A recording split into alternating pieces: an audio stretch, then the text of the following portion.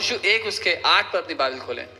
How many people want good success? Anybody? कितने लोग अच्छी सफलता चाहते हैं जिंदगी में? Now, words like success and prosperity and blessing now have bad reputation in churches. और सफलता, समृद्धि, इन सारी बातों की बहुत ही बुरी हैसियत है कलीसिया में आजकल। Then rub them off from your Bible. तो अपनी बाइबल में से भी मिटा दो उनको। It's God who said that. परमेश्वर ने बोली है ये बातें। Amen? Amen. Joshua 1:8. The यहोशू book 1:8 of the law shall not depart from where? Your mouth. व्यवस्था की यह पुस्तक तेरे चित्त से, तेरे मुख से कभी उतरने ना पाए। I'll say it again. दोबारा कहता हूँ। Church, come on, receive it, okay?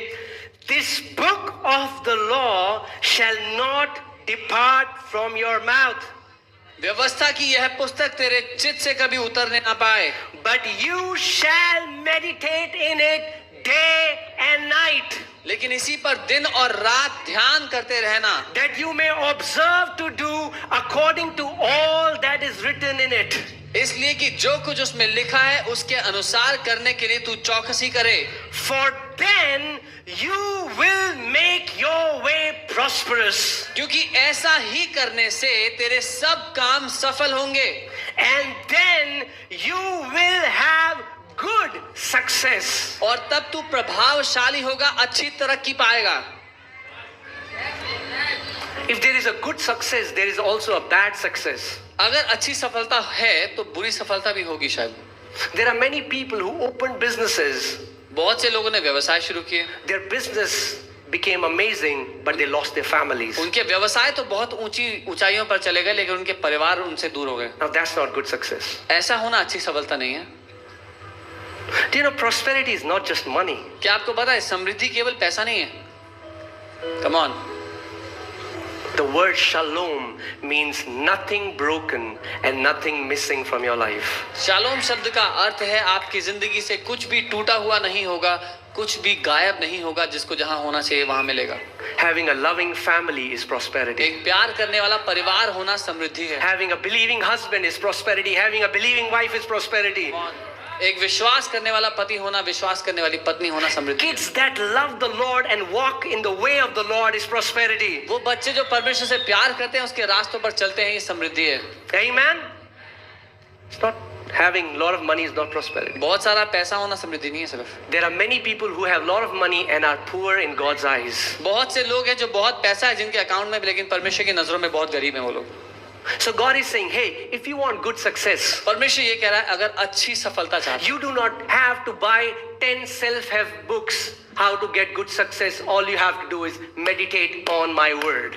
10 किताबें खरीदने की जरूरत नहीं है कि अपने आप को कैसे सुधार सकते हैं, लेकिन केवल मेरे वचन पर मनन कर लो। Amen?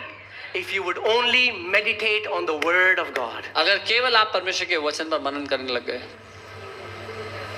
so that the word from here goes here. ताकि वो वचन यहाँ से यहाँ पर उतर जाए।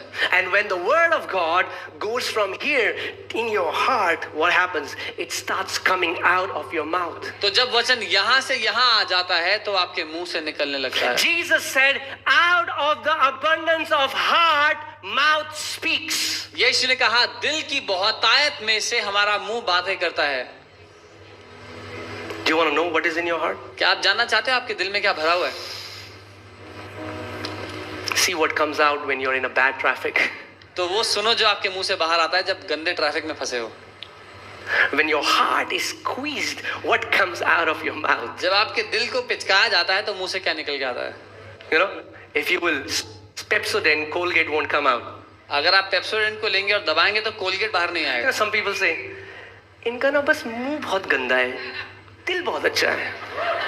Have you heard that? Have you heard that? That's not true according to the word. वचन के मुताबिक ये बात सच नहीं है।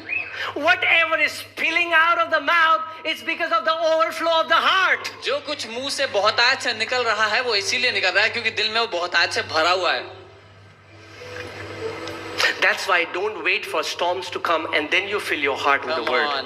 इसीलिए इंतजार ना करें कि आंधियां कब आएंगी और मैं कब अपने दिल को वचन से भरूंगा। No. जी नहीं। Fill your heart with the word today. अपने दिल को आज वचन से भर लो। Fill your heart with the word today. आज वचन से भर लो अपने आप। So that when the enemy comes to tempt you, ताकि जब शैतान आपको परखने के लिए आता है, like Jesus, you can say, Satan, it is written.